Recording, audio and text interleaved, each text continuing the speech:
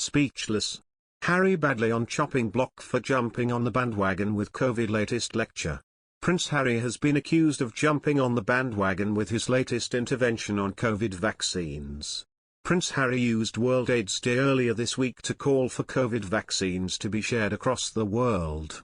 The outspoken Duke of Sussex compared the COVID pandemic to the HIV/AIDS pandemic that ravaged the world, noting the political failure to tackle both pandemics.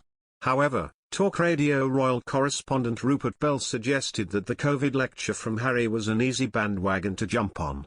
Earlier this year, at the Global Citizen Live event in New York City, Harry and Meghan urged vaccine manufacturers to share their technology to help get the world vaccinated. He said that, while Diana was at the forefront of AIDS activism, Harry was getting an easy headline. He always jumps on the socially right bandwagon. Mr. Bell explained, Harry is comparing the situation now to what happened with AIDS. He has accused people of not doing enough to help those countries during the AIDS pandemic 40 years ago, and he is comparing like with like.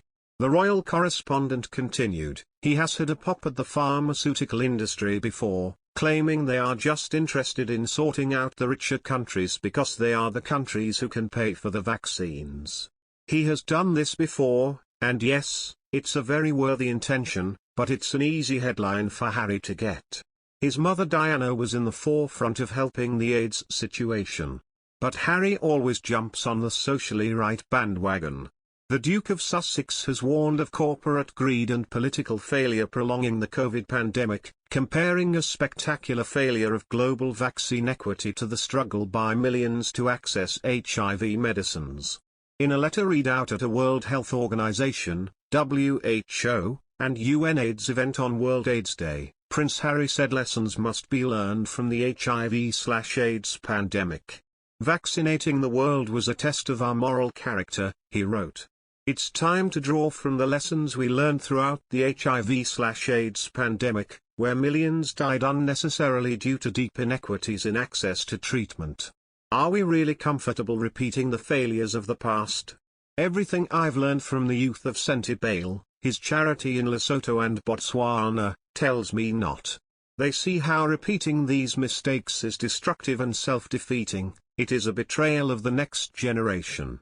He said his late mother, Diana, Princess of Wales, who helped to highlight the work of AIDS charities, would be deeply grateful to the scientific community for their work in combating the disease. Prince Harry and Prince Charles are in communication but still have a lot of issues. Prince Harry and his father, Prince Charles, have not been on the best terms for a while, and although the two are now speaking to each other, their relationship still requires some TLC. Charles and Harry are in communication, a source exclusively tells Us Weekly. There are still a lot of issues the two of them need to work out and move forward. The insider shares that the Prince of Wales, 73, and the Duke of Sussex, 37, were not speaking very much after Harry and his wife Meghan Markle's 2020 royal exit and the couple's CBS Tell-All interview, which aired in March. While the father-son duo are on the road to mending what has been broken between them, it will not be an easy process. There is still a lot of work to do before their relationship is rebuilt, the source adds. Harry and Meghan, 40, upset his family in January 2020 when they announced their plans to step back as senior members of the royal family. An insider told Us at the time that Charles was livid with his youngest son over the decision. The pair relocated to her native California in March 2020 and kept a relatively low profile as they quarantined with son Archie, now 2, amid the coronavirus pandemic. Buckingham Palace confirmed in February that they would not return as working royals.